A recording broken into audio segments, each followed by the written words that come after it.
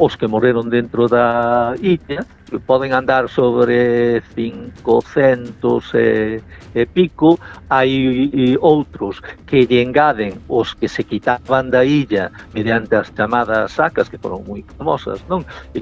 Paseos, ou os que quitaron tamén da illa para fusilar, porque estaban condenados á morte. Entón aí o número sube bastante máis, a 600 e pico, 700. A alimentación era mala, porque cando estivo de director Fernando Lago Búa, unha persona corrupta, non? Pois que aí negociaba tamén cos alimentos, e normalmente era a pouca carne que podían comer era casquía, non? Desechos da carne, non? O sistema era entre el e o médico, a través de certas cantidades de diñeiro, que podían librarse dos paseos, non?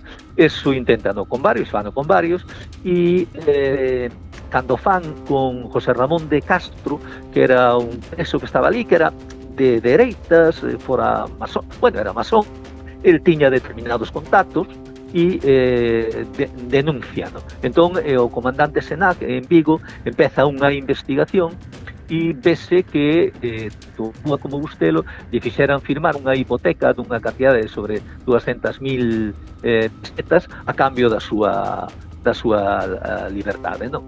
A raíz disto, préndenos os dous, fanlle un consello de guerra, condenanos a morte, fusílanos no Monte do Castro o víspera de Reis, o 5 de xaneiro de 1937.